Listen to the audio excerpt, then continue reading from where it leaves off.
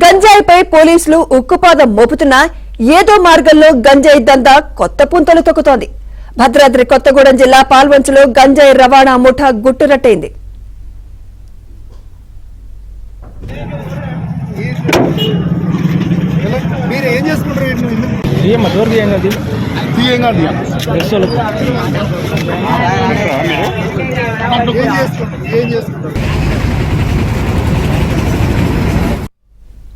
Odisha registration తో ఉన్న కారులో ముగ్గురు వ్యక్తులు గంజాయిని ప్యాకెట్లను కారు ఇంజన్ లో దాచి తరలిస్తున్నారు. పాల్వంచ చేరుకున్న తర్వాత ఇంజన్ వేడికి గంజాయి ప్యాకెట్లు అంటుకున్నాయి.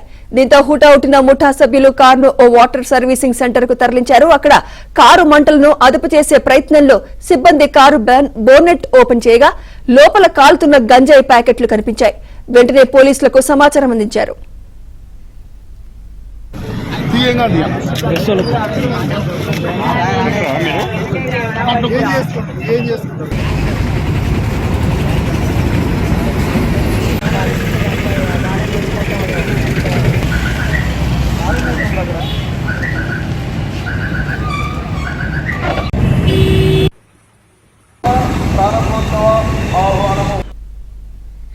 అయితే స్థానికులు అప్రమత్తం కావడంతో గంజాయి స్మగ్లర్లు కారును అక్కడే వదిలేసి పరారయ్యారు.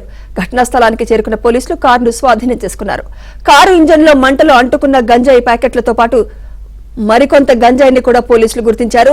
ఈ ఘటనపై కేసు నమోదు చేసుకున్న పోలీసులు పరారైన ముగ్గురు గంజాయి స్మగ్లర్ల కోసం గాలింపు చర్యలు ముమ్మరం చేశారు. ఇదే అంశంపై మరింత సమాచారం మా ప్రతినిధి రవి అందిస్తారు. రవి, సుమిత్ర, తప్పుడు పనులు చేస్తే కర్మ ఫలితం ఎలా వెంటాడుతుందో చెప్పడానికి ఇది ఒక ప్రత్యక్ష నిదర్శనం.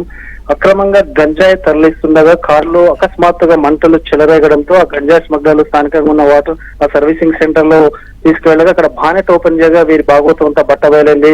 వెంటనే స్థానికులంతా అప్రమత్తమై పోలీసులకు సమాచారం అందించే లోపల ముగ్గురు దుండగులు పరారయ్యారు.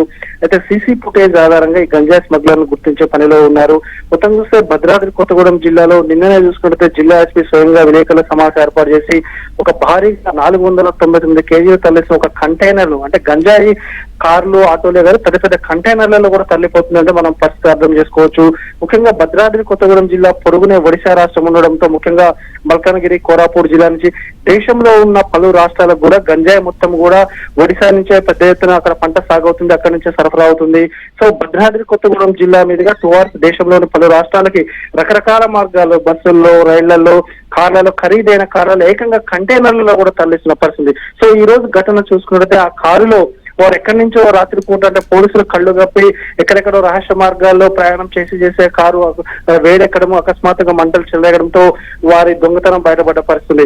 మొత్తం చూస్తే గంజాయి వివిధ రూటుల్లో అంటే పుష్ప సినిమాలో చూపించిన మాదిరిగా పలు రకాలుగా ఏ విధంగా స్మగ్లింగ్ అవుతుందని చెప్పడానికి ఇది నిదర్శనం. ఒకవేళ కారులో మంటలే చెలరేగకపోతే వీళ్ళ అక్రమాలు బయటకు వచ్చే అవకాశం ఉండకపోయేది. మొత్తంగా చూసుకుంటే పరారైన దుండగుల కోసం పోలీసులు సెర్చ్ ఆపరేషన్ చేపట్టారు. Sumitra. Right, thank you Ravi.